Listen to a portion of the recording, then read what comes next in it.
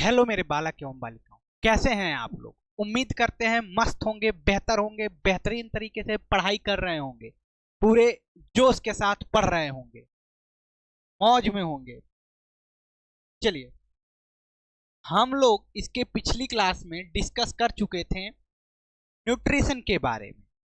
Nutrition के बारे में हम लोग एक एक चीज, एक एक टॉपिक अच्छे से पढ़े, एक एक वर्ड को तोड़ा और उसके बारे में समझा कि न्यूट्रिशन क्या होता है, न्यूट्रिशन कितने प्रकार का होता है, न्यूट्रिशन के अंदर कौन कौन से किस किस टाइप के ऑर्गेनिज्म आते हैं और वे अपना भोजन कैसे बनाते हैं।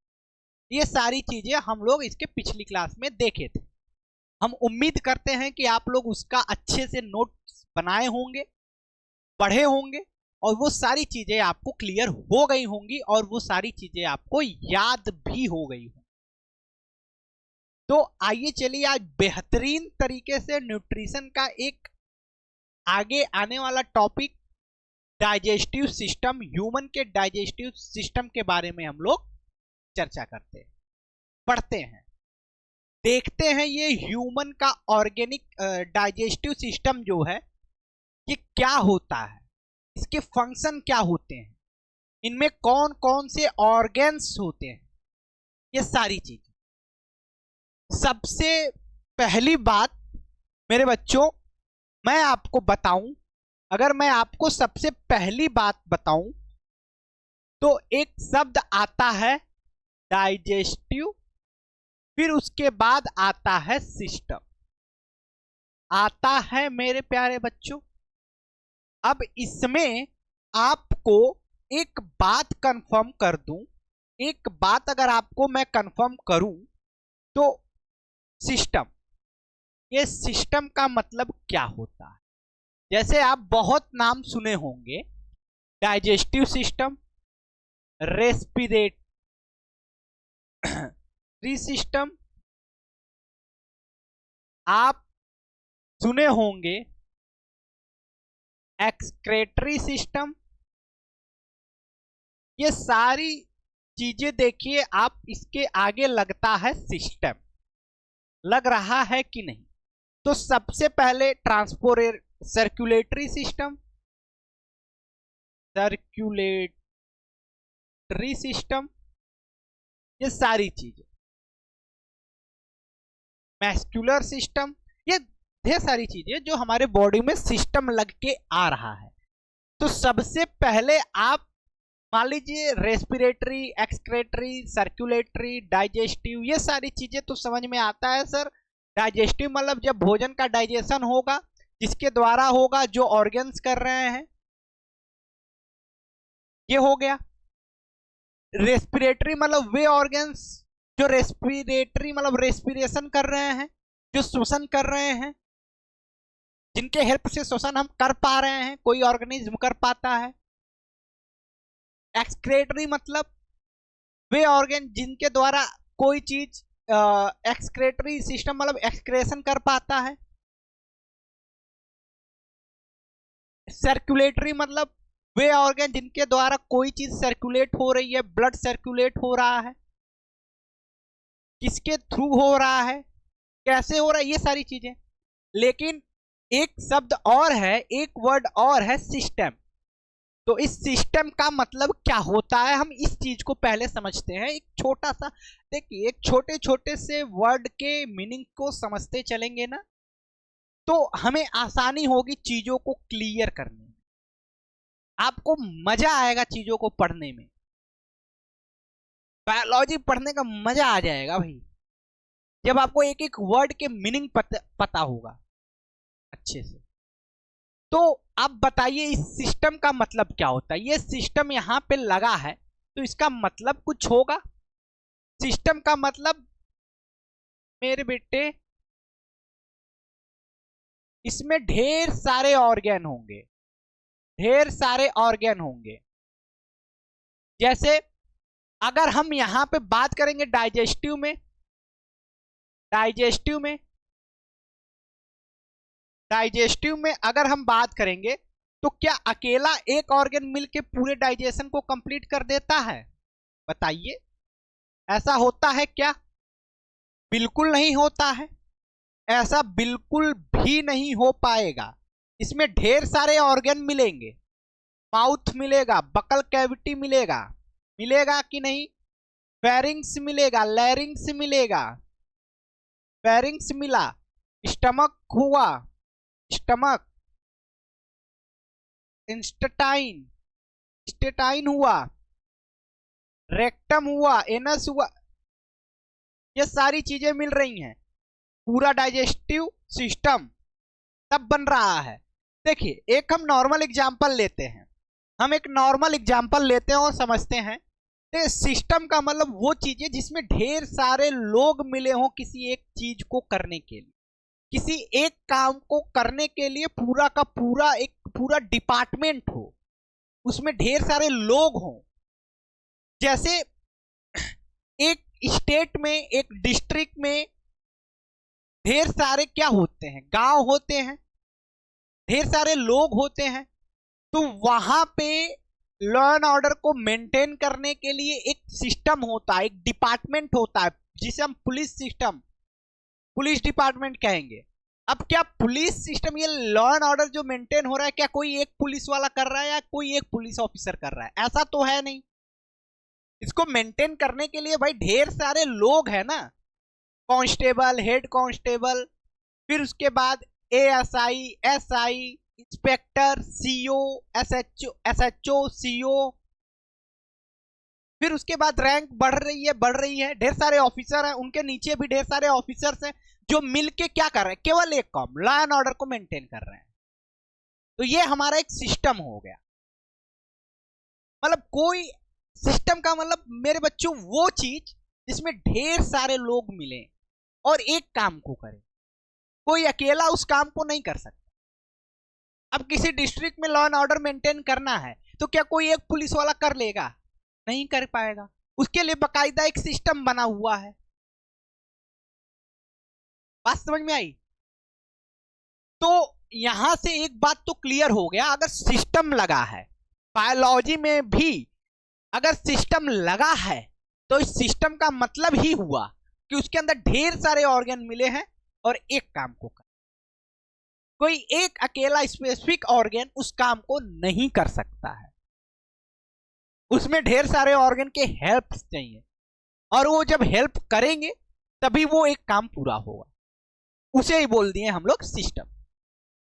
तो अब मैं ये उम्मीद कर सकता हूं आप लोगों से कि आप लोगों को सिस्टम शब्द का मतलब समझ में आ गया होगा। जैसे ही आप डाइजेस्टिव सिस्टम देखेंगे, आप रेस्पिरेटरी सिस्टम देखें, आप सर्कुलेटरी सिस्टम देखें, तो आप समझ जाएंगे कि भाई इसका मतलब ये जो एक काम हो रहा है, किसका? सर्कुलेशन का, एक्सक्रेशन का, रेस्पिरेशन का, डाइजेशन का, जो ये एक काम है ना, एक काम, ये एक काम हो रहा है लेकिन एक स्पेसिफिक ऑर्गन से नहीं हो रहा है, ढेर सारे ऑर्गन मिले हैं और वो कर रहे हैं, मिलकर कर रहे हैं, तो उसके आगे लग गया सिस्टम। सबको क्लियर हो गई यहां तक बात? सिस्टम का मतलब क्लियर हो गया। आगे अगर हम बात करें तो हमको पढ़ना है क्या? Digestive system. और डाइजेस्टिव सिस्टम को अगर हम डिवाइड करेंगे तो ये डिवाइड होगा two parts. Digestive system two parts में डिवाइड होगा। जैसे अगर हम खाना खा रहे हैं तो वो खाना जो होता है, वो जो भोजन है, फूड है, वो कुछ जगह से होके गुजरेगा। जैसे मुख में, हमारे बकल कैविटी में खाना गया, फेरिंग्स में जाएगा, फिर एसोफेगस में जाएगा, स्टमक में जाएगा, डेड्यूनम में जाएगा, जेज्यूनम में जाएगा, एलियम में जाएगा, फिर उसके बाद लार्ज इंटेस्टाइन में जाएगा, फिर रेक्टम में जाएगा, फिर बाहर निकल जाएगा, इजेशन हो जाएगा उसका। यहां से मतलब फूड क्या कर रहे हैं, जा रहे हैं, मतलब वहां से फूड होके निकल रहे हैं। और कुछ ऐसी भी चीजें हैं जहां से फूड होके निकलते नहीं, वहां से होके जाते नहीं है, उस ऑर्गन में जाते ही नहीं है, लेकिन उस ऑर्गन का होना बहुत जरूरी है। जैसे सैलिवरी ग्लैंड, सैलिवरी ग्लैंड टंग के नीचे, जैसे पैनक्रियाज, स्टमक के नीचे, यहाँ पे स्टमक के नीचे, ये स्टमक के नीचे, ये यहाँ पे हमारा क्या हो गया, पैनक्रियाज। बात क्लियर है। लीवर राइट साइड, ये हमारा लीवर जिसे हम लोग जिगर कहते हैं। जिगर, तू मेरे जिगर का टुकड़ा है भाई। जिगर का मतलब तू मेरे लीवर का टुकड़ा है भाई, समझ रहे हैं बात। लीवर, अब लीवर अगर डाइजेशन में नहीं होगा, अगर लीवर डाइजेशन में नहीं होगा, अगर इसका ये हेल्प नहीं करेगा, तो बताइए हमको पित्त रस कहां से मिलेगा, बताइए। तो मतलब इसका एक हेल्प होना और इसका प्रेजेंट होना बहुत जरूरी है। लेकिन लीवर जो है भोजन में जाता नहीं। बात समझ में आया? यहां तक बात क्लियर हुई। तो यानी डाइजेस्टिव सिस्टम को हम बेसिकली टू पार्ट्स में डिवाइड करेंगे। कौन कौन से? एक जहां से भोजन होके गुजर रहा है, जिस जिस ऑर्गन में भोजन जा रहा है, एक वो वाला पार्ट, और एक वो वाला पार्ट जहां से भोजन होके नहीं जा रहा है, जिस ऑर्गन में भोजन जा ही नहीं रहा है, लेकिन उस ऑर्गन का होना इंपॉर्टेंट है। उस ऑर्गन के होने से ही डाइजेशन कंप्लीटली कंप्लीट होगा, अदरवाइज नहीं हो सकता। तो दो पार्ट, एक कौन सा, एलिमेंट्री कैनाल, और एक कौन, ग्लैंड्स। बात क्लियर है? यहां तक बात समझ में आ गई। तो इसको टू पार्ट्स में डिवाइड कर देते हैं, टू पार्ट्स में डिवाइड कर देते हैं। एक कौन, एलिमेंट्री कैनाल, जिसे फूड पाइप भी बोलते हैं, और एक ग्लैंड, और एक ग्लैंड्स। एक हमारा एलिमेंट्री कैनाल। अच्छा, एलिमेंट्री कैनाल को हम फूड पाइप भी बोलते हैं, फूड पाइप भी बोलते हैं। फूड पाइप जहां जहां से हमारा फूड होके गुजरेगा। और एक ग्लैंड्स। यहां तक बात हो गई क्लियर। अब देखिए ग्लैंड्स की अगर टोटल लेंथ देखें, टोटल लेंथ देखें, तो इसकी लेंथ होती है 25 से 30 फीट, या फिर 8 से 10 मीटर, और 914 सेंटीमीटर के अप्रॉक्स। सेंटीमीटर में ये, मीटर में ये, फीट में ये। बात हो गई क्लियर। यानी यहां पे हमको इसकी लंबाई का भी पता चल गया। ठीक, आगे देखते हैं एलिमेंट्री कैनाल के अंदर कौन कौन से ऑर्गन आते हैं। बात आगे देखते हैं कि एलिमेंट्री कैनाल के अंदर कौन कौन से ऑर्गन्स आते हैं। एक हमारा आएगा बकल कैविटी, फिर फेरिंग्स, फिर उसके बाद आएगा oesophagus, stomach, small intestine, large इंस्टेटाइन,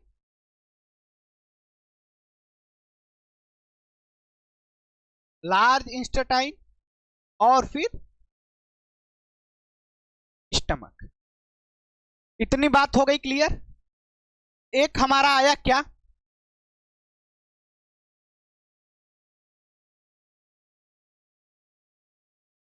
stomach. Stomach सबसे पहले तो आएगा माउथ, बकल कैविटी जिसे कहते हैं, बकल कैविटी, फिर बकल कैविटी, फिर फेरिंग्स,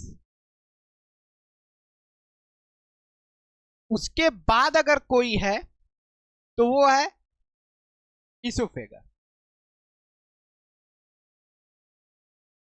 फिर आएगा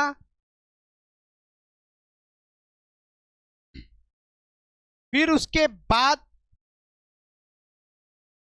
स्टमक, स्टमक के बाद आएगा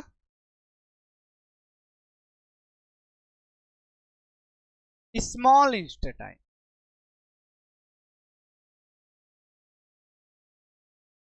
साथ साथ में लिखते चलिए, ये इंपॉर्टेंट की पॉइंट है भाई। और फिर उसके बाद आएगा लार्ज इंस्टेटाइन, फिर उसके बाद आएगा रेक्टम, एनस, कहीं कहीं एनस भी बोल। फिर आ गया रेक्टम। बात यहां तक हो गई भैया कंप्लीटली कंप्लीट। चलो यहां तक बात हो गई क्या कंप्लीट। यहां तक बात सबको समझ में आ गया कि डाइजेस्टिव सिस्टम में कौन कौन आ रहा है भाई। एक आ रहा है एलिमेंट्री कैनाल और एक आ रहे हैं ग्लैंड्स, एक आ रहे हैं ग्लैंड्स और एक आ रहा है एलिमेंट्री कैनाल। एलिमेंट्री कैनाल में आ रहा है बकल कैविटी, एलिमेंट्री कैनाल में आ रहा है आपका बकल कैविटी। एलिमेंट्री कैनाल के बाद, बकल कैविटी के बाद फेरिंग्स, फेरिंग्स के बाद एसोफेगस, एसोफेगस के बाद स्टमक, स्टमक के बाद स्मॉल इंस्टेटाइन, स्मॉल इंस्टेटाइन के बाद लार्ज इंस्टेटाइन, फिर उसके बाद लास्ट में रेक्टम। अब ये तो हो गए वे ऑर्गन्स जहां से फूड जाएंगे, जहां जिसके अंदर फूड जाते हैं। और एक हो गया ग्लैंड्स, जिसको हम लोग ग्लैंड्स में डिवाइड किए थे, जिनके ना होने पे डाइजेशन कंप्लीट नहीं हो सकता, एक ऐसे हो गए। अब इनको देखो बेटा डिवाइड किया गया है, इसमें ढेर सारे जो ग्लैंड्स हैं हम उनको देख लेंगे। अब इनके ग्लैंड्स को देखते हैं, ग्लैंड्स कितने टाइप के होते हैं। एक हमारा होगा सबसे पहले जो मुख में बकल कैविटी में होगा सैलिवरी ग्लैंड, सैलिवरी ग्लैंड। और बेटा फिर उसके बाद होगा लीवर, फिर उसके बाद होगा पैनक्रियाज, पैन बेटा ये हमारे मेन ग्लैंड हो गए। बात समझ में आया। बीच में गैस्ट्रिक ग्लैंड भी होगा, जो कहां पाया जाएगा, ये गैस्ट्रिक ग्लैंड पाया जाएगा स्टमक में। चलो हम उसका भी बात यहां पे चर्चा कर लेते हैं। गैस्ट्रिक छोड़िए, हम आगे जब पढ़ेंगे तो उसमें चर्चा करेंगे, ठीक है। ये थोड़े से बड़े ग्लैंड है, मतलब लीवर सबसे बड़ा ग्लैंड है। फिर उसके बाद सैलिवरी ग्लैंड, पैनक्रियाज ग्लैंड, ये थोड़े से लंबे टॉपिक होंगे, तो इसमें हम लोग ग्लैंड के बारे में पढ़ेंगे। और गैस्ट्रिक ग्लैंड उतना लंबा टॉपिक है नहीं, जब स्टमक पढ़ेंगे तो उसमें पढ़ लिया जाएगा थोड़ा सा। बात क्लियर हो गई। अब ये इतनी चीजें आप नोट डाउन कर लो। हो गया, हो गया नोट डाउन। आगे बढ़े। देखिए ये हमारे डाइजेस्टिव सिस्टम का तो हो गया भाई, स्ट्रक्चर हो गया, जिसमें हम लोगों ने ये देखा कि डाइजेस्टिव सिस्टम जो है बेसिकली टू पार्ट्स में डिवाइड है। एक फूड पाइप, एलिमेंट्री कैनाल, और एक ग्लैंड्स में। एलिमेंट्री कैनाल क्या होता है, फूड पाइप क्या होता है। फूड पाइप या एलिमेंट्री कैनाल या वो पाइप होता है जहां पे भोजन जाता है, जहां से भोजन होके गुजरता है, उस ऑर्गन के अंदर भोजन एंटर करता है। और ग्लैंड्स वो हो गए, वे ऑर्गन हो गए जहां पे फूड नहीं जाता है, लेकिन वो ग्लैंड्स नहीं होंगे तो फूड का डाइजेशन नहीं हो सकता है। ये चीज बात क्लियर है। अब आगे बढ़ा जाए। डाइजेस्टिव सिस्टम में होता क्या है बच्चा, डाइजेस्टिव सिस्टम में जो कॉम्प्लेक्स ऑर्गेनिक सब्सटेंस या मटेरियल्स होते हैं वो सिंपल ऑर्गेनिक मटेरियल में चेंज होते हैं with the help of enzymes and digestive juice. बात समझ में आया। ऑर्गेनिक मटेरियल जो कॉम्प्लेक्स ऑर्गेनिक मटेरियल होते हैं जो कि फूड में होता है, complex organic material of food, food का कॉम्प्लेक्स ऑर्गेनिक मटेरियल एंजाइम्स और जूस के हेल्प से, डाइजेस्टिव जूस के हेल्प से चेंज हो जाता है सिंपल ऑर्गेनिक मटेरियल। ये हमारा डाइजेस्टिव सिस्टम का डिफिनेशन हो। बात हो गई यहां पे क्लियर। अब आगे बढ़ा जाए। अब आगे बढ़ा जाए, आगे में अब हम लोग सबसे पहले पढ़ेंगे बकल कैविटी। सबसे पहले क्या पढ़ेंगे, बकल कैविटी। अच्छा, अब बकल कैविटी में भी आपको दो चीजें दिख रही हैं, एक बकल दिख रहा है, एक कैविटी दिख रहा है। अब बकल कैविटी में भी आपको दो चीजें दिख रही हैं, एक बकल एंड एक कैविटी। चलो, बकल मतलब तो मुख हो गया, माउथ हो गया, इतनी बात तो क्लियर है। लेकिन कैविटी मतलब क्या होता है सर, आप बताइए कैविटी मतलब बेटा, कैविटी मतलब बेटा वो प्लेस, वो हमारे बॉडी का वो प्लेस जो खाली होता है, जो खाली होता है। जैसे मुख, मुख के अंदर पूरा क्या है, मुख के अंदर, मुख के अंदर क्या है, खाली जगह है जिसमें भोजन जाता है, फूड जाता है, ये हो गया कैविटी, खाली जगह। नाक के अंदर भी खाली जगह होता है जहां से एयर अंदर जाता है विंड पाइप में, तो ये हो गया नोजल कैविटी। अगर हम पेट, ये पेट के अंदर से ऑर्गन्स को बाहर निकाल दे, सिर्फ पेट छोड़े, उधर छोड़े, तो वो क्या हो गया, एब्डोमिनल कैविटी। मतलब कैविटी का मतलब खाली जगह है, बॉडी का वो जगह, वो प्लेस, वो स्थान जो खाली हो और उस खाली जगह पे कोई और ऑर्गन फिट हो, बैठा हो। बात समझ में आ गई। पल्मोनरी कैविटी, पल्मोनरी कैविटी क्या होता है, हमारे लंग्स होते हैं जिन्हें हम लोग पल्मोनरी बोलते हैं, लंग्स होते हैं ना जिसे हम पल्मोनरी बोल रहे हैं, लेफ्ट राइट, लेफ्ट राइट, यही लंग्स है।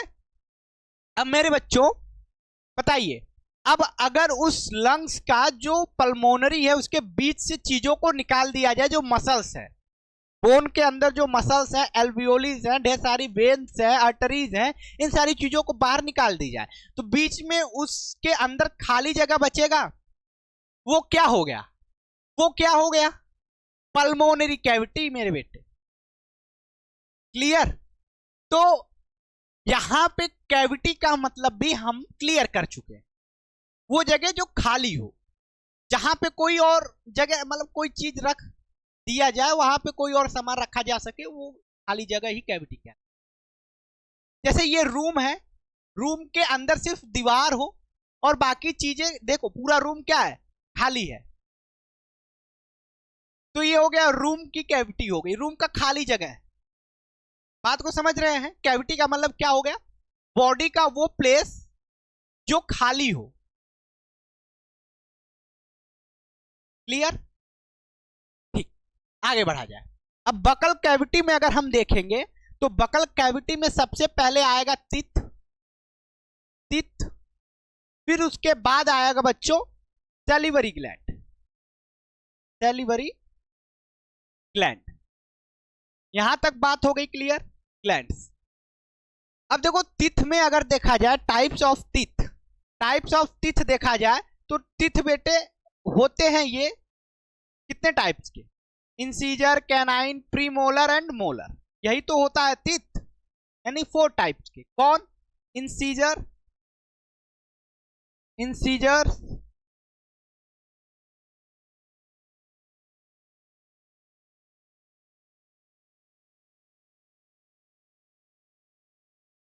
कैनाइन, प्रीमोलर, ये प्रीमोलर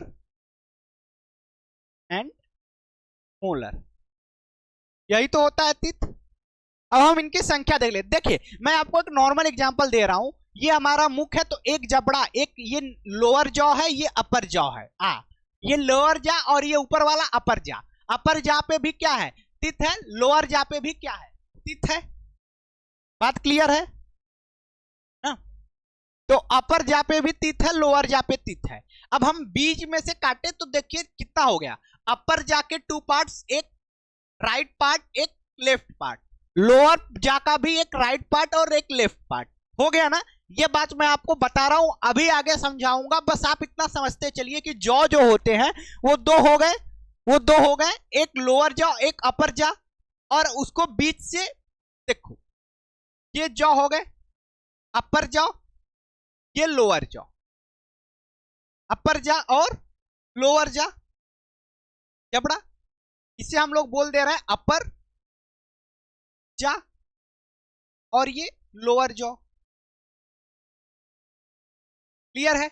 अब इसको बीच में से डिवाइड कर देंगे तो ये क्या हो गया, ये क्या हो गया, लेफ्ट वाला। मैंने आपको बताया है, कोई भी बायोलॉजी में, फिर से सुन लो, फिर से समझ लो, बायोलॉजी में कोई भी डायग्राम हो, हम ऐसे बना रहे हैं, लेकिन इसके अकॉर्डिंग हम राइट और लेफ्ट नहीं लिखेंगे, कभी भी नहीं लिखेंगे, हम जस्ट अपोजिट। ये राइट है तो यहाँ पे हम लेफ्ट लिखेंगे और ये लेफ्ट है तो यहाँ पे राइट लिखेंगे। इसका कारण क्या होता है, इसका कारण मेरे बच्चों आप देखिए, बॉडी ऑर्गन हम पढ़ रहे हैं, बायोलॉजी पढ़ रहे हैं, तो इसमें इसके अकॉर्डिंग हम लेफ्ट और राइट में नहीं डिवाइड करेंगे। अब डिवाइड करो, अब देख लो ये कौन सा हो गया लेफ्ट और ये कौन सा हो गया राइट, लेफ्ट राइट। बात समझ में आया? अब बात समझ में आया। अब हम बायोलॉजी के थ्रू पढ़ेंगे ना भाई, हम ऑर्गन पढ़ रहे हैं तो हम जस्ट इसके अपोजिट देखेंगे। बात क्लियर हो गई? ठीक है। अब ये लोअर जॉ और लेफ्ट जॉ, और ये दो जॉ हो गए, एक अपर जॉ एक लोअर जॉ, और अगर हम बीच से डिवाइड करेंगे तो एक लेफ्ट जॉ एक राइट जॉ। ये बात क्लियर करना, अभी आगे बात समझ में आएगी। देखो इंसीजर, इंसीजर्स की बात करें, इंसीजर्स की बात करेंगे तो ये कितने होते हैं? केवल एक जॉ पे, केवल एक जॉ पे अगर हम बात करेंगे तो ये कितने होते हैं? अगर ऊपर वाले जॉ पे बात कर लो, चाहे नीचे वाले जॉ पे बात कर लो, चाहे ऊपर वाले जबड़े में देखो, चाहे नीचे वाले जबड़े में देखो, एक जबड़े को लो, चाहे ये वाला जबड़ा चाहे ये वाला जबड़ा, नीचे का या ऊपर का ना। देखो इंसीजर ऊपर वाले जबड़े में कितना होता है? दो जोड़ी, 2 पेयर्स, 2 पेयर, यानी टोटल नंबर ऑफ, यानी 2 pairs, total number of, total number of 4। Clear है?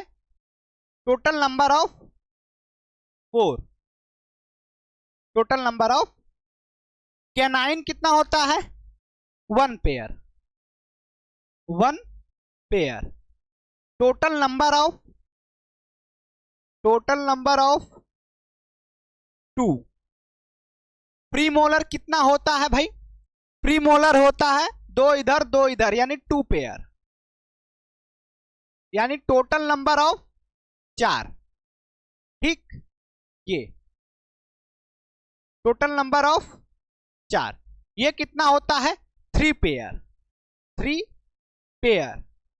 Total number of 6, total number of 4, total number of 2, total number of, ये केवल एक जॉ का हो गया। ऊपर ऊपर का ये 4 दांत, 1 2 3 4, 4 दांत ये हो गया क्या? ये हो गया इंसीजर। बीच में जो चोक एकदम कोना कोना दांत, ये क्या हो गया? ये हो गया कैनाइन। बात समझ में आ रही है? फिर उसके बाद इसके नीचे, इसके पीछे पीछे तो जिसे हम लोग बोलेंगे प्रीमोलर। बात समझ में आई? जिसे हम लोग ऐसे नॉर्मल बोलते हैं चौभर, चौभर बोलते हैं ना। अब इसे हम लोग बोलते हैं प्रीमोलर। अब प्रीमोलर के पीछे 3 होंगे, 3 इधर 3 इधर। अब 3 में से 2 ही होगा, एक आता है 20 साल 18 साल के बाद, 21 साल के बाद, 22 साल के बाद, ऐसे एज होती है। 25 साल के बाद कई लोगों में लास्ट में एक दांत निकलता है जो पीछे से, वो होता है मोलर। 2 पहले से प्रेजेंट होता है, एक लास्ट में 25 साल के बाद 20 साल के बाद वो दांत निकलता है, वो होता है मोलर। बात क्लियर हो गया? यानी सामने का 4 दांत इंसीजर, फिर उस 4 के किनारे किनारे जो होते हैं, जो फाड़ने का काम करते हैं भोजन को, फूड को, वो हो गए कौन? कैनाइन। फिर उसके पीछे जितने हम लोग चौभर बोलते हैं, उस चौभर को 2 भागों में बांट दिया गया, 2 पार्ट्स में डिवाइड कर दिया गया, एक प्रीमोलर एक मोलर। 2 प्रीमोलर इधर 2 प्रीमोलर इधर, फिर उसके बाद 2 मोलर इधर 2 मोलर इधर, और 2 मोलर बचे हैं अभी जो 25 साल के बाद निकलेंगे, जो 20 साल के बाद निकलेंगे। यानी टोटल नंबर ऑफ मोलर 6 और टोटल नंबर ऑफ प्रीमोलर 4। एक जॉ की बात कर रहे हैं, जो ऊपर है वही नीचे है, नीचे भी 4 कौन है? इंसीजर। फिर उसके बाद 2 कैनाइन, कैनाइन के पीछे 2 जो हैं वो प्रीमोलर, और प्रीमोलर के पीछे जो हैं 2 वो फिर बाद में 25 साल के बाद, मैं फिर बोल रहा हूं, फिर 25 साल के बाद या 20 साल के बाद कौन आएगा? मोलर का वो लास्ट वाला दांत। तब हो जाएंगे टोटल कितने दांत? 6। मोलर कितने हो जाएंगे फिर? 6। बात हो गई यहां तक क्लियर? बोलो यहां तक किसी को कोई दिक्कत है? आगे बढ़ा जाए? बहुत प्यार से और आराम से आगे बढ़ा जा सकता है। अब देखिए यहां तक बात तो हो गई है क्लियर। तो अब हम लोग आगे बढ़ने की तैयारी करते हैं, ठीक। अब हम लोग कुछ चीजें देख लेते हैं, जैसे टोटल टीथ फार्मूला हम आपको बता देते हैं। टीथ फार्मूला, टीथ फार्मूला बता देते हैं, ठीक है। टीथ फार्मूला क्या, देखिए एक अपर जा एक लोअर जा, ठीक है। एक अपर जा एक लोअर जा, हम पेयर वाले को लिखेंगे, हम पेयर वालों को लिखेंगे। एक अपर जा एक लोअर जा, एक ये अपर जा यहाँ पे लोअर जा, और हम ये लिखेंगे, पेयर वाली संख्या लिखेंगे, पेयर वाले नंबर्स लिखेंगे, ठीक है। चलिए समझिए, 2 पेयर्स इंसीजर, इंसीजर कितना 2, ऊपर अपर जा में 2 तो नीचे जा में भी जॉ में भी 2 पेयर, टोटल 4 हो गया यहाँ पे, ठीक। मतलब 2 पेयर ऊपर तो ऊपर 4, 2 पेयर नीचे तो नीचे 4, क्लियर है। कैनाइन 1 पेयर ऊपर तो 1 पेयर नीचे। प्रीमोलर 2 पेयर ऊपर तो 2 पेयर नीचे। मोलर 3 पेयर ऊपर तो 3 पेयर, हम पेयर में लिखे हैं, जस्ट इसका दुगना कर दो, जस्ट इसका दुगना कर दो, बात समझ रहे हो। तो यानी ऊपर टोटल यहां पे 4 2 6 4 10 10 10 6 16 16 हो गया ना। 16 ऊपर हो जाए और 16 32 हो गए, बात क्लियर हो गया। 16 दूनी 32 हो जाएगा, 16 दूनी 32 हो जाएगा। एक ऊपर 16 दांत और नीचे 16 दांत, अपर जा में 16 और नीचे जा में 16, तो इंटू 2, 2 जॉ है तो इंटू 2, 16 दूनी 32, 32 दांत हो गया, 32 दांत क्लियर हो गया, क्लियर हो गया टीथ फार्मूला। लेकिन बच्चों अगर हम बोले चाइल्ड टीथ फार्मूला बताओ, जो छोटे बच्चे होते हैं, छोटे बच्चों में तो इंसीजर आता है, कैनाइन आता है, प्रीमोलर आता है, मोलर कहाँ आता है, यही सारी चीजें हम लोग देखेंगे ना। तो चाइल्ड टीथ फार्मूला क्या लिखोगे, चाइल्ड टीथ फार्मूला क्या लिखोगे भाई, कैसे लिखोगे चाइल्ड टीथ फार्मूला। आप सोच समझ के ये होमवर्क करो, चाइल्ड टीथ फॉर्मूला। देखो मैं आपको हिंट दे रहा हूं, थोड़ा आप भी दिमाग लगाइए और पढ़िए। ये आपका हो गया HW, आप इसे लिख के लाएंगे और कमेंट बॉक्स में इसको बताएंगे, भाई इसका आंसर आप देंगे। मैं आपको हिंट दे दिया ना, आपको बता दिया कि टीथ फार्मूला ये जो हो गया एडल्ट के हो गए, एडल्ट टीथ फार्मूले होते हैं एडल्ट ह्यूमन के, ठीक है। कितना अपर जा में भी 16, नीचे जॉ में 16, तो 16 into 2 is equal to 32 teeth हो गए। लेकिन चाइल्ड जो छोटे बच्चे होते हैं, पहले 2 ठो ऊपर से खरगोश की तरह दांत आता है, इंसीजर ना। फिर कौन आता है, कैनाइन। फिर कौन आता है, ऐसे बात समझना, हाँ देखना, बात को समझना और आपको इसका आंसर मिल जाएगा अपने आप। हाँ बात समझ में आ गई। और एक इंपॉर्टेंट और एक मजेदार आपको बात बताएं, हमारे पूरे लाइफ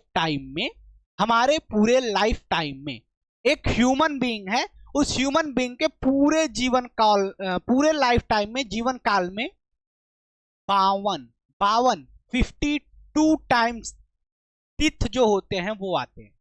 ओके सर 52 टाइम्स कैसे, हाउ इज पॉसिबल भाई, 32 दांत होते हैं और 52 बार कैसे आएंगे। हम देखिए बच्चा, हम फिर से बोल रहे हैं, प्रश्न को ध्यान से देखिए, सुनिए, मतलब जो मैं आपसे कह रहा हूं इसे ध्यान से सुनिए। मैं कह रहा हूं कि एक ह्यूमन बीइंग जब पैदा होता है, उसके बाद से जब वो मरता है, ये उसका पूरा लाइफ टाइम हो गया। अब इस पूरे लाइफ टाइम में 52 टाइम्स 52 बार दांत आता है। अब मैं आपको ये बात प्रूफ करके दिखा, इतनी चीजें हो गई हैं, आगे बढ़ा जाए। अब इसको मैं आपको प्रूफ करके दिखाता हूं। देखिए मैं आपसे बोला हूं कि पूरे लाइफ टाइम में ह्यूमन बॉडी के अंदर पूरे 52 दांत आते हैं। चलिए सर आप बताइए कैसे।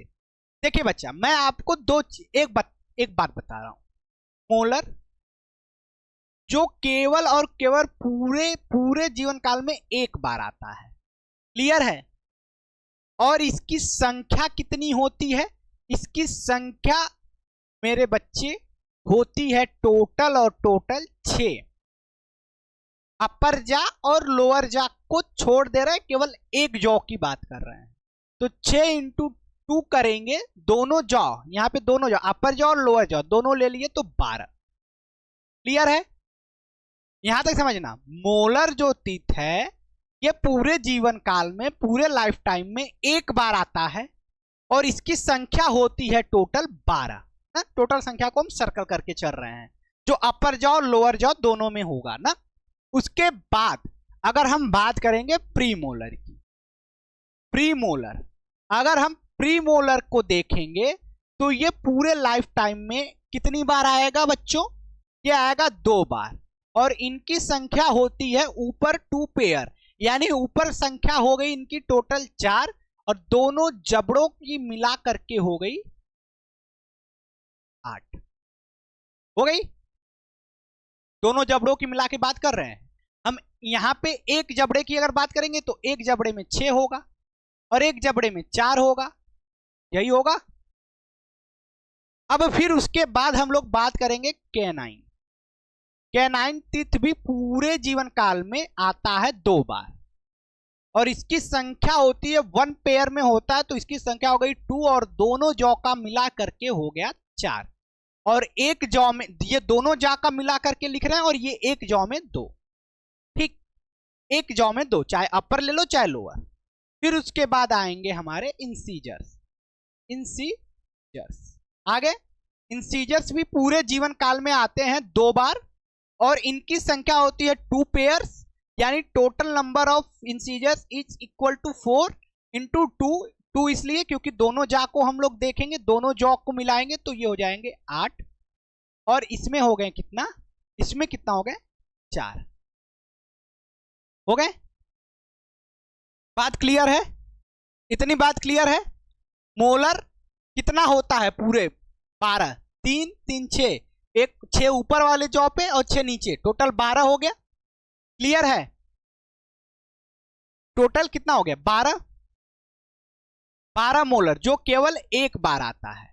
ठीक है, ये 2 बार आता है, ये 2 बार आता है, तो ये 2 बार आता है तो 4 ये एक बार, जिसे हम मिल्क टीथ भी बोल सकते हैं। इसको हम लोग क्या बोलेंगे? इसको जो दूध का दांत, मिल्क टीथ भी बोल सकते हैं ना भाई, क्योंकि भाई ये टूटेगा।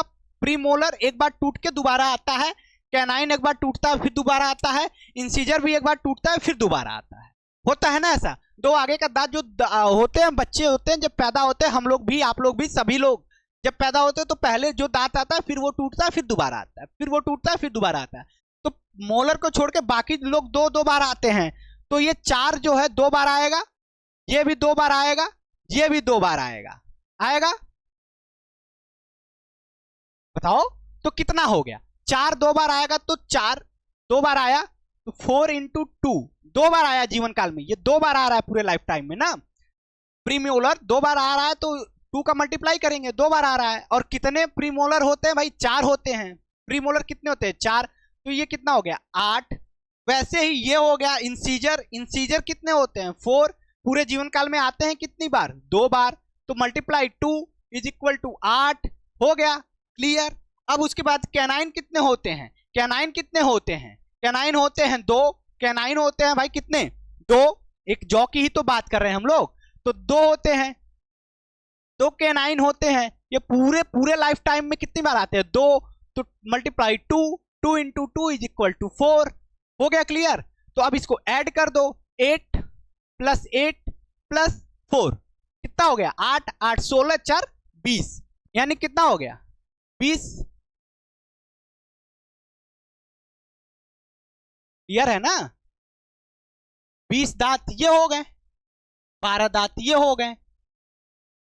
ऐसे ऐसे जब आप जोड़ोगे 20 दांत, ये जो 20 दांत 2 बार आएंगे ना, 2 बार आएंगे 20 दांत। और प्रीमोलर यानी देखिए अब 20 बार कौन आया, ये लोग, ये टोटल कितने हो गए 20 दांत, सॉरी 20 दांत 20 तीर्थ जो हो गए वो 2 बार आए, 2 बार आए। 20 दांत कितनी बार आया, 2 बार, मल्टीप्लीकेशन 2 इंटू 40 हो गया ना भाई।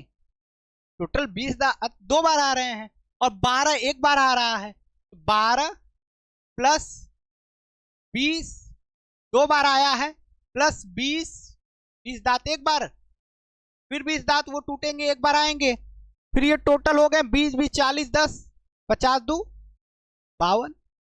मैंने प्रूफ कर दिया आपको, मैंने प्रूफ किया आपको, मैंने प्रूफ कर दिया ना भाई, 52 बार दांत आते हैं।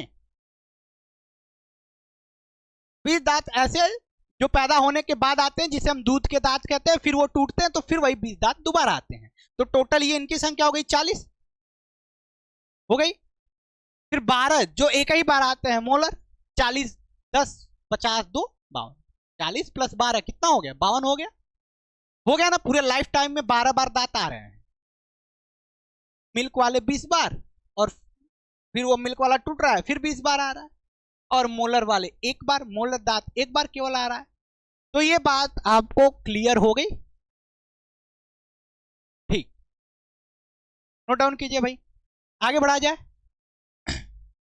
टीथ हो गया क्लियर, स्क्रीनशॉट लीजिए। अब आगे बढ़ा जाए, अब पढ़ा जाएगा सैलिवरी ग्लैंड। इसको सैलिवरी ग्लैंड। अब अच्छा बच्चा मैं आपको एक बात बता दूं, सैलिवरी ग्लैंड में ये होते हैं, ये भी पेयर्स में होते हैं, एक पेयर इधर और एक पेयर इधर, एक पैरोटिड इधर तो एक पैरोटिड इधर, एक सब मैंडिबुलर इधर तो एक सब मैंडिबुलर इधर, एक सबलिंगुअल इधर तो एक सबलिंगुअल इधर। बात क्लियर है? चलो अब मैं आपको अगर इसकी बात करूं तो ये होंगे 3 टाइप्स के, 1 2 एंड 3। हम ये 3 टाइप्स देखते हैं। पहला आपके होंगे पैरोटिड ग्लैंड, पैरोटिड ग्लैंड। फिर कौन होगा सब मैंडिबुलर ग्लैंड, सब मैक्सिबुलर भी ग्लैंड इसे बोलते हैं। और ये हो गया सबलिंगुअल ग्लैंड, सबलिंगुअल हो गया। सबलिंगुअल ग्लैंड एक इधर साइड एक इधर साइड। मैं आपको इसका इसी के साथ एक एक पॉइंट लिखते जा रहा हूं, आप देखिएगा। ये लोकेटेड बिलो ईयर, कान के नीचे होते हैं। इट इज अबाउट 2 नंबर, ये 2 नंबर में होते हैं, हम लिख दे रहे हैं। Total number of parotid gland कितना हो गया 2। सब मैंडिबुलर ग्लैंड लोकेटेड बिलो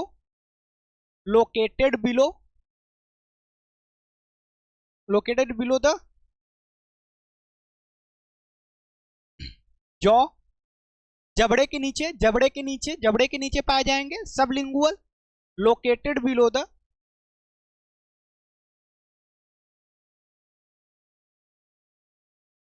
टंग,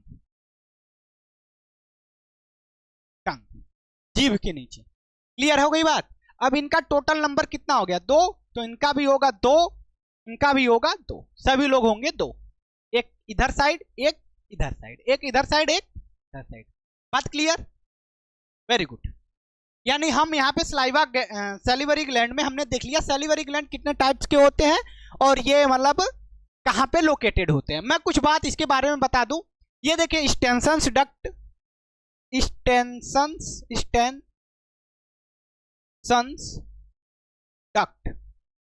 के थ्रू इंसीजर दांत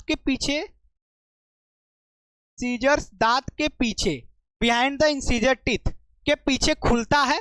जब पैरोटिड ग्लैंड जब लार बनाती है तो बेटा अब उसमें से लार हमारे बकल कैविटी माउथ में आता कैसे है, तो स्टेंसन्स डक्ट के थ्रू आता है और कहां पे आके निकल जाता है, बाहर हो जाता है, सीक्रेट होता है। बताओ वो होता है इंसीजर। ये जो दांत है ना, इसके पीछे और नीचे वाले दांत के पीछे, ठीक है, वहां से लार बाहर निकल गया। और इसके अंदर होता है Wharton's duct, Wharton's duct, ducts, ठीक है, वार्टन्स डक्ट्स होते हैं जो इसके अंदर जब लार बनता है तो ये वार्टन्स डक्ट्स लार को लेके आते हैं, मुंह में छोड़ देते हैं और ये डायरेक्ट मुंह में स्राव होता है। ये जो जीभ के नीचे होता है ये डायरेक्ट मुंह में होता है, इसका जो स्लाइवा होता है। बात हो गई क्लियर। और एक बात आपको सबसे अच्छी बात बता दूं, जो पैरोटिड ग्लैंड होता है अगर ये फूल जाए तो एक रोग होता है, उसे बोलते हैं मम्प्स, मम्प्स डिसीज। ये MUMPS, मम्प्स डिसीज बोलते हैं, जिसे गलसूहा बोला जाता है। जैसे इधर का गाल फूल गया, इधर का गाल फूल गया, हा? होता है ना। जब ये स्वेल कर जाएंगे, जब ये पैरोटिड ग्लैंड यहीं पे तो होता है, जब ये स्वेल कर गए, ये जब ये स्वेलिंग हो गया इनमें, तो ये क्या कैसा डिसीज कजेज करेंगे, ये एक डिसीज कजेज करेंगे, उसका नाम है मम्प्स। बात क्लियर है, जिसे हिंदी में बोलते हैं गलसूहा, ठीक। और पैरोटिड ग्लैंड में एक और खास बात होती है कि स्नेक के इसी ग्लैंड में वेनम होता है, इसी ग्लैंड में वेनम होता है, स्नेक के इसी ग्लैंड में, यानी सांप के पैरोटिड ग्लैंड में जहर होता है, सांप के पैरोटिड ग्लैंड में ही जहर होता है। और पैरोटिड ग्लैंड जो होता है ये सबसे बड़ी ग्रंथि होती है, ये तीनों में सबसे बड़ी लार्जेस्ट ग्लैंड होती है। बात यहां तक हो गई कंप्लीट। चलो अब इसका क्या करो, स्क्रीनशॉट लो, इसका स्क्रीनशॉट लो भाई, इसको अपने पॉइंट वाइज नोट्स बनाते चलो, लिखते चलो, शॉर्ट नोट बनाते रहो, ठीक है। आगे बढ़ा जाए।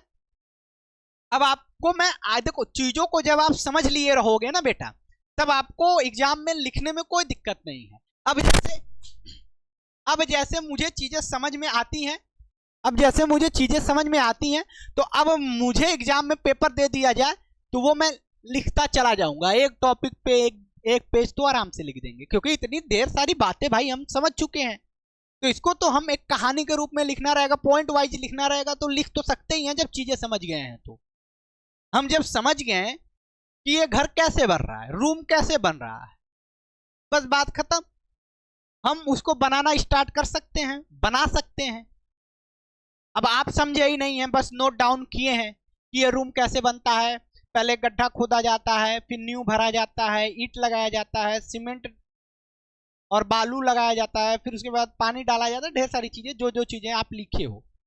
तो आप क्या करोगे, पहले देखोगे पहला पॉइंट क्या है बेटा, गड्ढा खोदना, तो पहले गड्ढा खोदोगे, फिर आओगे दोबारा देखोगे क्या है, अच्छा ईंट लगाना, फिर ईंट लगाओगे, फिर क्या ईंट कैसे लगेगा, और उसे बालू से लगेगा, सीमेंट से लगेगा, ऐसे ऐसे। मतलब मैं आपको एक एग्जांपल दे रहा हूँ, ऐसे अगर आप लिखे तो बार बार देखोगे, फिर करोगे, देखोगे, फिर करोगे, फिर देखोगे, फिर करोगे, ऐसे आपका टाइम भी वेस्ट होगा और आप अच्छे तरीके से कर भी नहीं पाओगे, आप अच्छे तरीके से फिर रूम और घर भी नहीं बना पाओगे। सर आप मुझे मिस्त्री बना रहे हैं, नहीं मिस्त्री नहीं बना रहे, मैं आपको एक एग्जाम्पल दे रहा हूँ। कोई भी चीज है, कोई भी काम है, उसको करने के लिए सबसे पहले आपके पास क्या होना चाहिए, नॉलेज होना चाहिए। आप उसे समझ रहे हो बकायदा, नहीं चीजें कब बिगड़ेंगी, कब सही हो जाएंगी, किस तरीके से क्या होगा, कैसे नहीं होगा, बात समझ में आया। चलिए अब आप नॉर्मल एग्जांपल लीजिए, आप अपने रूम में सब्जी तो बनाते होंगे, खाना तो बनाते होंगे। अब सब्जी बनाने का प्रोसेस आपको मैं लिख के दे दूं, अगर मैं आपको सब्जी बनाने का प्रोसेस लिख के दे दूं कि बेटा 2 स्पून आप तेल डालिए, फिर उसके बाद आप क्या होता है जीरा डालिए, ऐसे ऐसे चीजों में, फिर प्याज डालिए, टमाटर डालिए, फिर उसको ब्राउन कीजिए, थोड़ा सा तलिए, फिर मसाला डालिए, मैं ऐसे आपको चीजों को लिख के दे दिया हूँ। आप बताइए आप बढ़िया और बेहतरीन तरीके से सब्जी बना पाएंगे? नहीं, बिल्कुल भी नहीं भाई, आप नहीं बना पाएंगे। आप पहले कभी खाना बनाए ही नहीं हो, आप खाना बनाना चाह रहे हो और फिर आपको ऐसे थ्योरी लिख के मिला हुआ है, आप उसे पढ़ पढ़ के बना रहे हो। आपके पास ना एक्सपीरियंस है ना नॉलेज है, कुछ नहीं है आपके पास, कैसे आप कर लो? तो वही एग्जाम्पल मैं आपको यहाँ पे भी दे रहा हूँ। ये जब चीजें मैं पढ़ा रहा हूँ ना, ये अगर ये समझ जाओगे, इसकी नॉलेज आपको हो जाएगी ना, तो आपको बार बार देखने की जरूरत नहीं पड़ेगी, आप आंख बंद करके लिखते चले जाओगे। समझ में आई बात? इसीलिए पोथी पत्रा बनाने से बेहतर होता है ना कि आप चीजों को समझ लो, क्लास में आप चीजों को मैं समझा रहा हूं समझ लो। अब जैसे ही आपके दिमाग में ये चीजें समझ में आ गई, आप समझ गए, आपको ये जो बड़े बड़े पोथी और 10-10 पेज लिखे रहते हैं ना कहानी की तरह, उतना आप खुद से लिख लोगे, ये मेरी गारंटी है। आप बस समझ लो इसको, कोई भी चीज कोई भी सब्जेक्ट हो आप बस समझ लो, समझने के बाद तो आप उसको कर लोगे। ठीक है, आगे बढ़ा जाए। हम आपको एक डायग्राम बनाते हैं, हम एक डायग्राम बनाते हैं। उस डायग्राम में देखिए कि ये ग्लैंड किस तरीके से जो है एडजस्ट होती है, किस तरीके से होती है। देखिए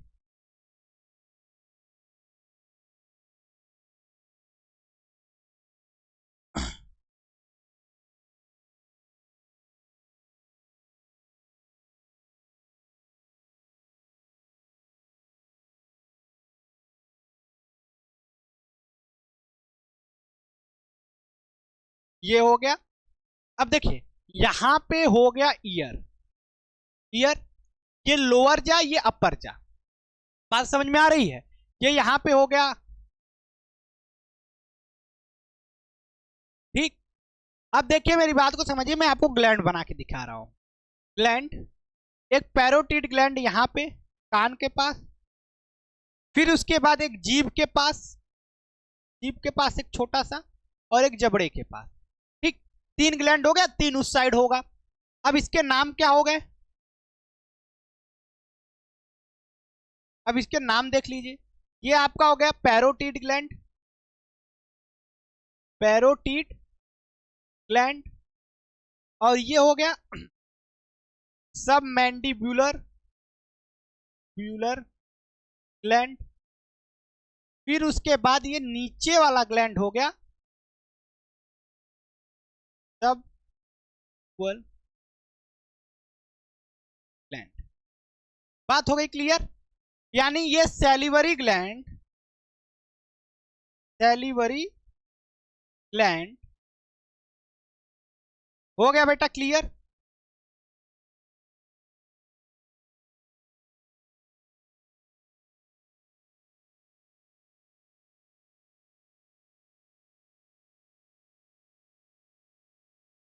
हो गया क्लियर। सैलिवरी ग्लैंड का डायग्राम भी हमने देख लिया, हमने बना लिया और चीजों को समझ लिया क्या है कैसे हैं चीजें। आगे बढ़ा जाए। Very good. आगे हम लोग क्या देखेंगे, फेरिंग्स देखेंगे, फेरिंग्स देखेंगे, फेरिंग्स देखेंगे। कुछ नहीं होता है, कुछ नहीं होता है, बस हमको देखना है। It is about, it is about, it is about 12 centimetre long, 12 centimetre long approx, आगे पीछे हो सकता है, कभी 10 से 12, कभी 12 से 15, ऐसा हो सकता है। ठीक है, अप्रोक्स 10 से 12 सेंटीमीटर, कहीं कहीं अलग अलग बुक में अलग अलग देखने को मिलेगा। ठीक है, तो उसमें कंफ्यूज मत होना।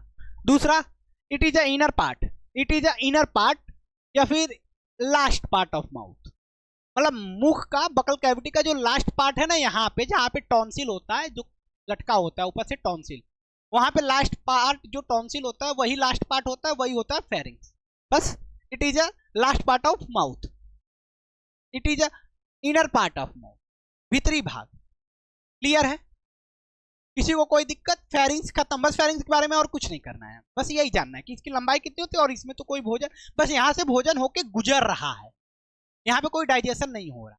अच्छा, एक चीज मैं और आपको बता दूं, ये सैलिवरी ग्लैंड में मैं आपको एक चीज और बता दूं ना, अभी याद आ गया तो बता दूं। ठीक है, सैलिवरी ग्लैंड में ना 4 टाइप के एंजाइम, यानी स्लाइवा में, स्लाइवा में 4 टाइप के एंजाइम, 1 2 3 एंड 4 टाइप के एंजाइम जो होते हैं वो पाए जाते हैं, 4 टाइप्स के एंजाइम पाए जाते हैं। एक आपका होगा बेटा टाइलिन, टाइलिन। एक होगा बेटा डाई स्टेज, डाई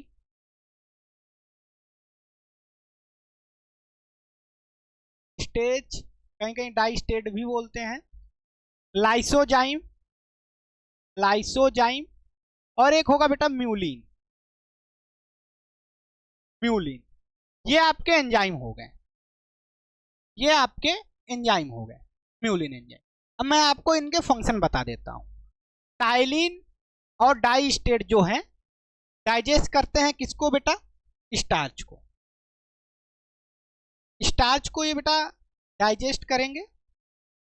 जैसे ही हमारे माउथ में हमारा फूड गया और उस फूड में जितने स्टार्च होंगे उसको सबसे पहले तोड़ने का काम करने लगेंगे कौन? टाइलिन और डाइस्टेट। अच्छा, स्टार्च को पचाते हैं, इसीलिए टाइलिन को कॉमनली हम जानते हैं, कह सकते हैं अमाइलेज, सैलिवरी एमाइलेज। क्या बोलेंगे? सैलिवरी या स्लाइवा एमाइलेज।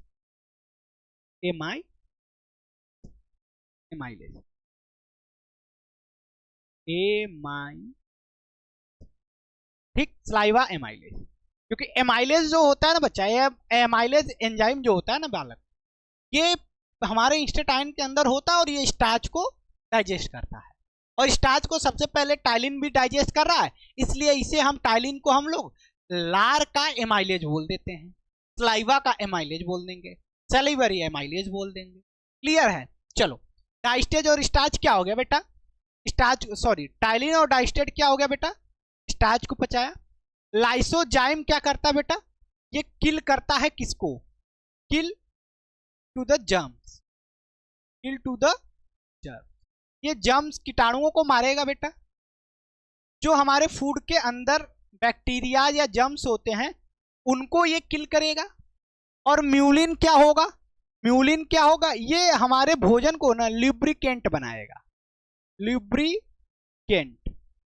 ल्यूब्रिकेंट का मतलब होता है बच्चा, ल्यूब्रिकेंट का मतलब हो गया बालक चिपचिपा। इसीलिए आप देखोगे ना, आप देखते हो जब आप खाना खाते हो, जैसे चावल वावल खाते हो, ज्यादा चबाते हो, घोटने लगते हो, तो अच्छे से फिसल के अंदर हमारे पेट में नहीं जा पाता है, तो हमें पानी की जरूरत पड़ती है, अटकने लगता है। कब अटकता है?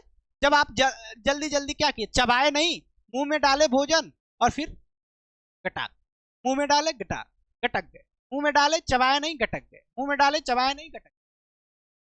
तो इस कंडीशन में क्या हुआ? उस फूड के अंदर जो है सलाइवा तो अच्छे से मिल नहीं पाया। अब जब सलाइवा अच्छे से मिला नहीं तो सलाइवा के साथ म्यूलिन भी नहीं मिल पाया, और म्यूलिन नहीं मिल पाया तो जो हमारा फूड था वो लुब्रिकेंट नहीं हो पाया, चिपचिपा नहीं हो पाया, इसलिए वो फिसल नहीं पाएगा अच्छे से। इतनी बात क्लियर हो गई? Very good. यानी ये इतने एंजाइम होते हैं हमारे सलाइवा के अंदर, और ये एंजाइम के मैंने फंक्शन लिख दी। लीजिए स्क्रीनशॉट, आगे बढ़ा जाए। आगे हमने देखा था फेरिंग्स के बारे में। ये इनर पार्ट होता है इसका बकल कैविटी का, और इसकी जो लेंथ होती है वो 12 से 15 सेंटीमीटर लॉन्ग होती है। हो गया ये क्लियर? अब हम लोग देखेंगे बेटा, अब इसमें हम लोग नेक्स्ट क्या आएंगे? नेक्स्ट पे हम लोग आएंगे ईसोफेगस। ठीक, ईसोफेगस जिसे हम लोग ग्रास नली बोलते हैं ना। ग्रास नली क्या है? जहां से भोजन होके ये पाइप होता है जो कनेक्ट करता है, ये कनेक्ट करेगा किसको? माउथ को किससे कनेक्ट करेगा? स्टमक से ना।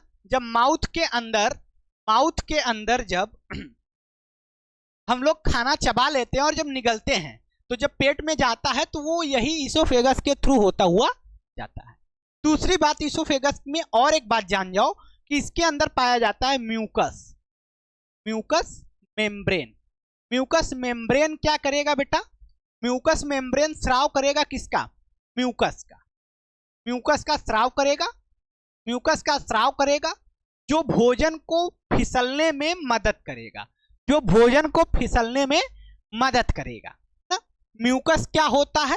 म्यूकस एक लुब्रिकेंट या स्लीमी बोलेंगे तो स्लीमी लिक्विड सब्सटेंस होता है। सब्सटेंस बोल लेंगे या मटेरियल बोल लेंगे, ठीक है। तरल एक पदार्थ होगा जो चिपचिपा होगा ना, श्लेष्म होगा।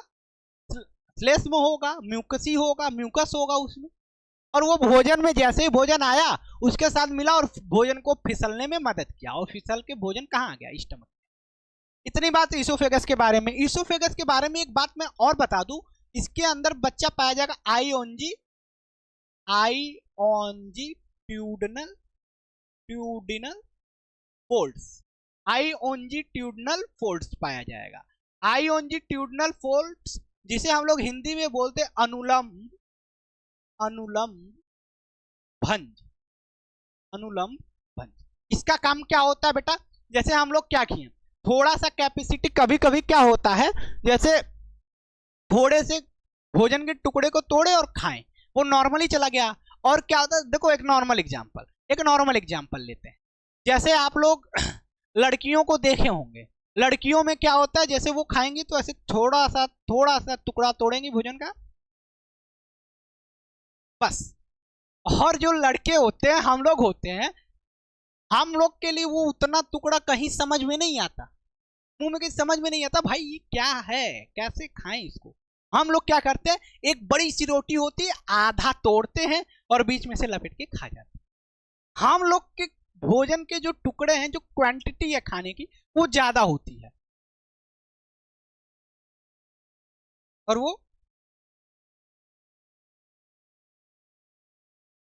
बात समझ में आई। तो देखिए दोनों में अंतर क्या है, आईओनजी ट्यूडनल फोर्स यही काम करता है, देखो इसका काम बता रहे हैं। अब आईओनजी ट्यूडनल फोर्स तो लड़कियों के अंदर जो है वो ऐसे फालतू का बैठा रहता है, उसको कोई काम ही नहीं करना पड़ता, क्योंकि वो ऑलरेडी इतने छोटे छोटे टुकड़े खा रही है, वो आराम से जा रहा है।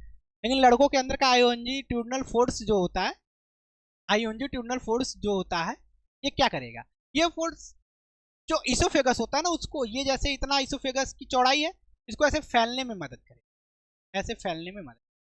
अब ये नॉर्मल जा रहा है, भोजन का टुकड़ा जा रहा है, कोई दिक्कत नहीं, बड़ा सा रोटी एकदम बढ़िया क्वांटिटी में हमने निकला है भोजन, ओप करके निकला है और अंदर जा रहा है। तो अब देखो ये क्या होगा, अब इतनी क्वांटिटी तो है नहीं, क्वांटिटी ज्यादा, तो इसको फैलना पड़ेगा तभी तो वो जाएगा। तो अब इसको फैलने में हेल्प करता है कौन, आईओनजीट्यूडनल फोल्ड, यानी इसोफेगस को फैलने में कौन मदद करेगा, आईओनजीट्यूडनल फोल्ड। बात क्लियर है। एक बात और मैं आपको बताऊंगा यहाँ पे, इसका स्क्रीनशॉट लो, इसका स्क्रीनशॉट लो, आगे बढ़ा जाए। आगे बढ़ते हैं, आगे बढ़ते हैं। एक बात मैं आपको और यहीं पे बता दूं कि जैसे हम लोग जब खाना खाते हैं तो यहाँ पे दो चीजें होती हैं, एक होता है हमारा, एक हो गया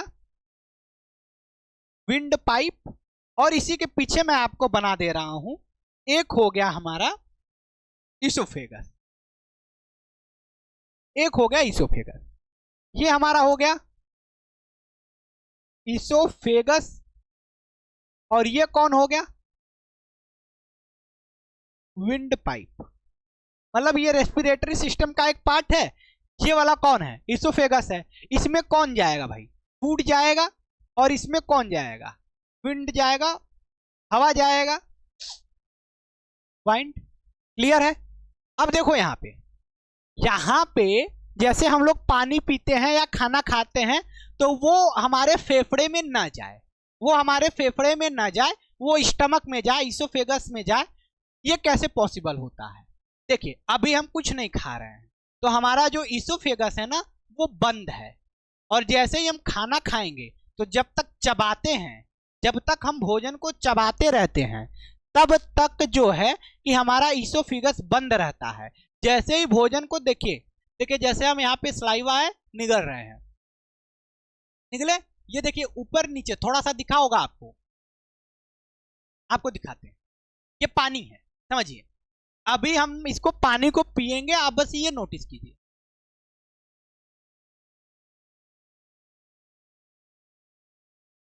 इसलिए यहां पे क्या है, ये पानी को जाना है स्टमक में, पानी को जाना है स्टमक, और ये गलती से रेस्पिरेटरी सिस्टम वाले ये वाइंड पाइप में न चला जाए, विंड पाइप में न चला जाए। इसके लिए क्या होता है, कुछ ऐसा तो सिस्टम होगा ना जो रोकेगा इसे। देखिए यहां पे होता है कार्टिलेज, कार्टिलेज से बना एपिग्लॉटिस, एपिग्लॉटिस, ये एपिग्लॉटिस बेटा ना करता क्या है, यहीं पे होगा और ये हमेशा इसको बंद किया, जैसे ही भोजन निगलते हैं ये तुरंत इसको बंद कर देगा, इसके अंदर भोजन चला जाएगा। बात क्लियर है?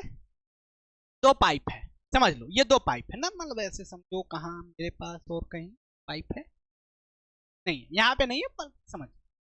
एक ये हो गया विंड पाइप जिसमें एयर जा रहा है, और ये वाला जो हो गया इसमें खाना जा रहा है।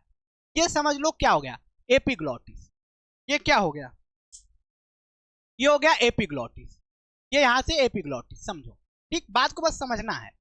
अब जैसे ही खाना हम लोग खाते हैं, ये अभी हम सांस ले रहे हैं, खाना नहीं खा रहे हैं, तो ये इसोफेगस को ढका हुआ है, और जैसे ही हम लोग खाना चबा के निगलने लगते हैं, वैसे ही ये ओपन होके इसको ढक लेगा, इसको ऐसे ढक लेगा, खाना इधर चला जाएगा, फूड इधर चला जाएगा, और जैसे ही फूड अंदर गया ये तुरंत इसको ढक लिया, और ये वाइंड पाइप ओपन है, और वाइंड हवा जो है, एयर जो है वो इसमें जा रहा है। ठीक, एपिग्लॉटिस का यही काम होता है। अब देखिए आप क्या करेंगे ना, खाना खाएंगे तो आपको समझ में नहीं आएगा, लेकिन आप पानी एक लगातार पिएंगे ना तो आपकी सांस रुक जाती है। इसका कारण क्या है, इसका कारण क्या है, आप पानी एक लगातार पीते हैं तो आपकी सांस रुकती है बेटा। क्यों रुकती है बेटा, ये इसलिए रुकती है क्योंकि जो ये एपिग्लॉटिस है ना, वो हमारे एयर पाइप को बंद कर लिया है, वो हमारे ट्रैकिया को बंद कर लिया। तो जब ट्रैकिया बंद हो गया तो एयर हमारे अंदर जा ही नहीं रहा है, फेफड़े में जा ही नहीं रहा है, तो सांस रुक गई हमारी। तो पानी एक लगातार पी रहे तो लगातार पानी कहाँ जा रहा है, इसोफेगस से स्टमक, लगातार इसोफेगस से स्टमक।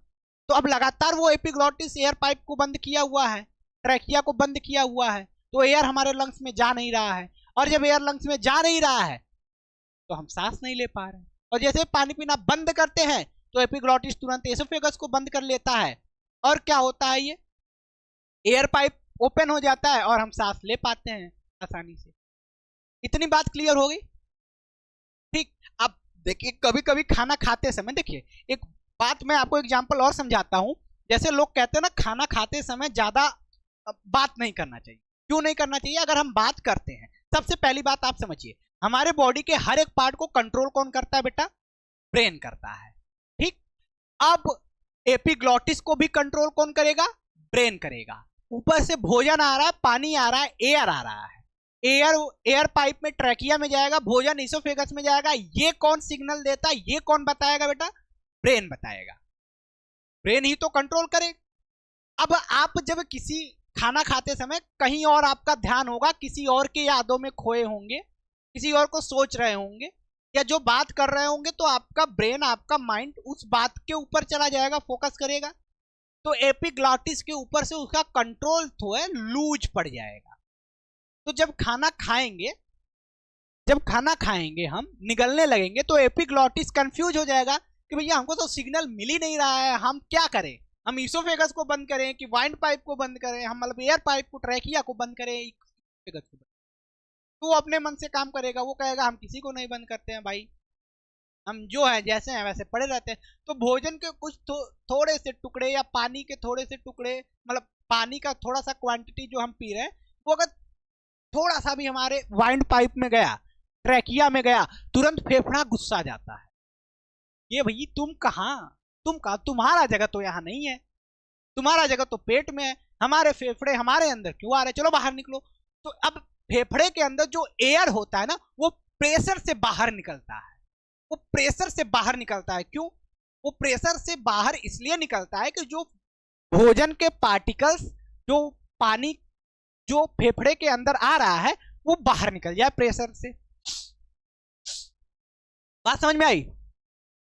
अब यहां पे ये क्यों हुआ? क्योंकि हमारा जो ब्रेन का कंट्रोल है वो लूज हो गया एपिग्लॉटिस से। और लूज क्यों हुआ? क्योंकि हम किसी और की यादों में खोए थे, आज कोचिंग गए थे, आज स्कूल गए थे, ये हुआ था, वो हुआ था, या फिर हम कहीं बात कर रहे हैं, हमारा ब्रेन उधर चला गया है। तो इसीलिए खाना खाते टाइम हम लोग क्या करते हैं, बात नहीं करनी चाहिए ऐसा बोलते हैं। बात समझ में आई?